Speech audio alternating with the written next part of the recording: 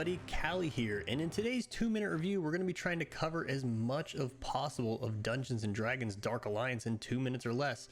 The game starts out by you choosing one of 4 characters, either Catti Brie, Dritz Do'Uran, Wolfgar, or Brunar. Each character has their own strengths and weaknesses, and it also has the overall appeal of Dungeons & Dragons, with the main themes being Strength, Con, Dex, Intel, Wisdom, and Charisma, the normal stats you would see in a Dungeons & Dragons game.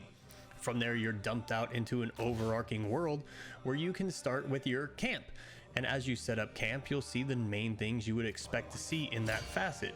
Merchants that can change your skins, upgrade materials, or give you different potions that you can use throughout your journeys. Also inside this camp is you have other key features that are going to improve your gameplay. These things can include stuff such as a loot chest that's included in the middle of the village, as well as the overarching map that you will use to pick up your quests along the way. The loot chest we will touch on more later, but let's start off with the world map, which is in the top corner, when you will start with the tutorial quest called Trials of the Tempest. Once you get inside Trials of the Tempest, you'll walk through a tutorial where you learn the basics of combat and your moves that you will need.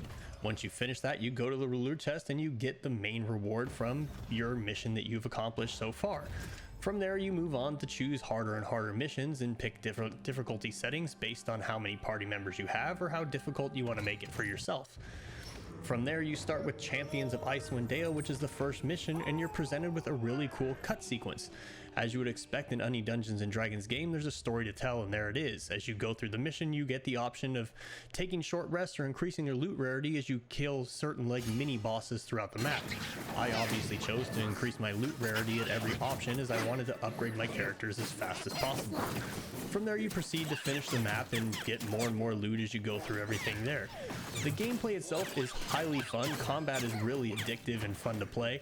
I've tried out several characters so far, and each one, like I said, has their own strengths and weaknesses that make them more fun.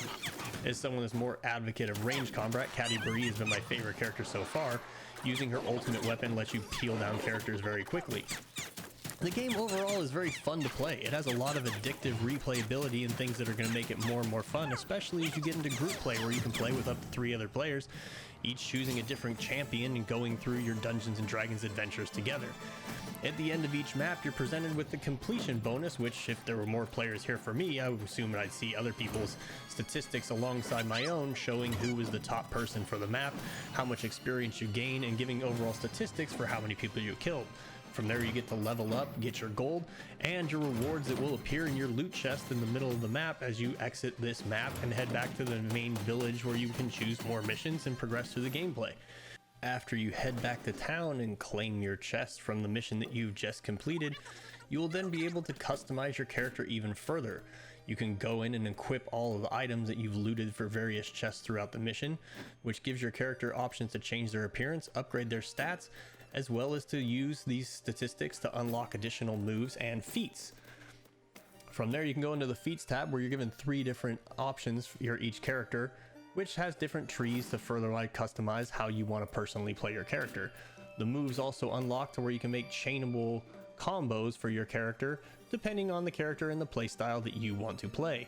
This game has a lot of options for customization, high replay factor, and is something I look forward to playing for a very, very long time. I look forward to seeing you all in the next 2-minute review, and I will see you all later.